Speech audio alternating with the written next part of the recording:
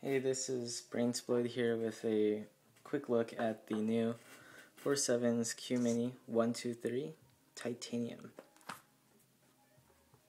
This is the packaging it comes with. It doesn't come with a AW, it comes with a 4sevens primary. So, with that out of the way, I want to do this review sort of to compare the aluminum versus the titanium edition. And first of all, I'd like to say that they are physically identical, except for the fact that the titanium run is serialized. So the first few lights have a serial number, and I got number 27. Yep, so the other difference is the quality of knurling.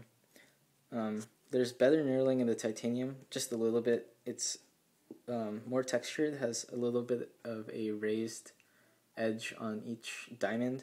You can't really see this on camera, you'll have to feel it, but that isn't to say that the knurling on the aluminum is bad, because it's good. So this is an improvement which will help with the threading. Thread play, like trying to use it one-handedly.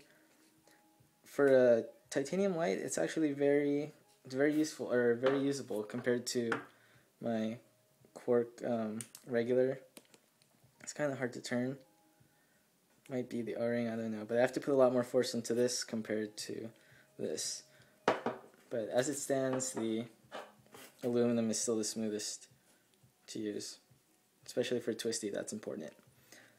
Another thing, there are different thermal properties between aluminum and titanium.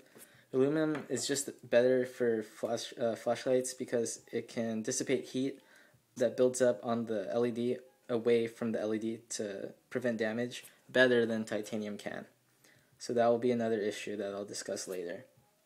Next, I ordered the titanium in the neutral white tint, so there will be differences not only between the emitter type but the tint as well.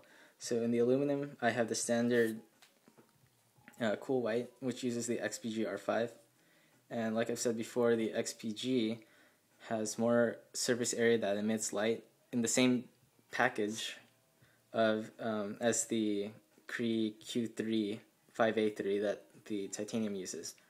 So what results from that is a wider beam pattern and a larger hotspot relative to the Q3 XPE, because the XPE doesn't have as big of a surface area. So as a result, you get more of a flood in this. It will cover a wider area, and you'll get a larger, more usable hotspot, which I think is more useful for up-close work for your EDC. And the cool tint will help with, I would say, man-made environments or indoor environments, but that's kind of up to you. So that's what I would use the aluminum for. As far as the titanium, it has the XPE, so it'll have a smaller hotspot, and as a result, more throw. You can't really see the tint here unless I maybe bring a cool light in, and you'll kind of see the difference. This is more green and this is more warm yellow, and the reason for that is this is supposed to be closer to the tints of the sun. Sorry about that. And what that helps with is color renditioning and depth perception, especially outdoors, for things like foliage and reds and browns, greens, yellows, that kind of thing, as opposed to like blues and whites. So here's my organic chemistry textbook that I will try to use as an example of the difference in color rendition. So let's see if I can do this. The colors here would look more washed out, I guess, and this is supposed to be more lifelike. Kind of hard to tell. You should like try it on your own if you ever get a chance to, but yeah, hopefully you can kind of see the differences. Which brings me to my next point. There's a difference in output when you use different LEDs, and the aluminum version is rated at 189 lumens at the front using a primary CR123A for the XPG R5. Whereas this, it's not as efficient, meaning it can't put out as much light with all other things held constant. So it has maybe 125 lumens out the front. Don't quote me on that, but that's just from calculation. I think a 37% loss from the XPE to XPG.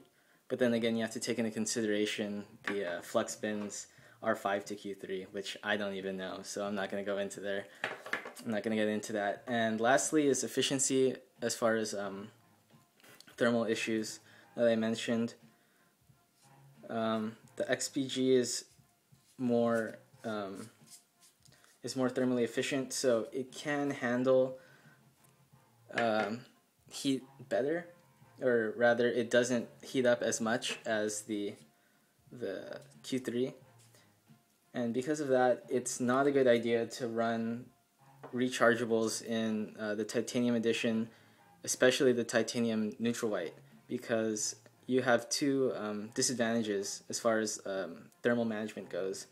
You have the titanium itself, which can't dissipate heat very well, and the fact that the driver, or the LED, is not as efficient either, so that will heat up faster, and you just don't want to damage your LEDs. So for that reason, I'm probably going to run the primary that 4sevens included. Yeah, so instead of AW RCRs, rechargeables.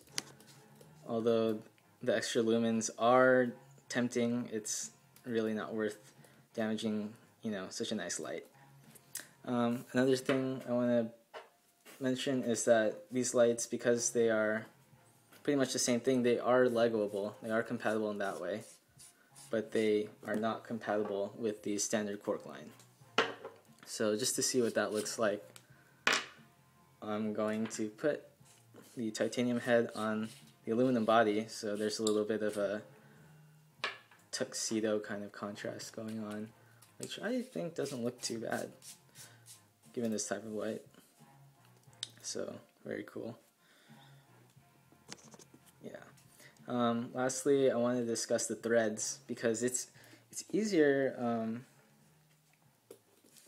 It seems a little bit easier to use the aluminum body compared to the titanium body, so that might be an advantage. Just because titanium itself is pretty gritty at first. Yeah, so that's just one thing that I don't like about it, is gritty threads. Another thing is thread play, which could sort of avoid the need to twist so much.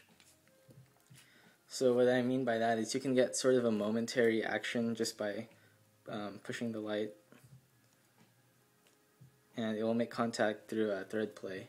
That's not really the best idea, because I found out today I was sitting on my keychain and my light was on because of the thread play. So, but if you want, you can get to high faster than having to twist 5 times like this. You can just tap twice, and then on the last tap, just twist to keep it there. So yeah, I don't think I'll EDC this one. Maybe just like special occasions or whatever if I feel like it, but utility wise I think the cool white is just a better EDC light for tasks. It's a little bit brighter, doesn't have thermal issues as much as the titanium neutral, and it's got a better beam profile for up close stuff. So yeah, just want to show you one last time, and hopefully this was an informative review. And if you're looking to buy these lights, then I hope this helped inform you in making your decision. So carry on, be prepared, and thanks for watching.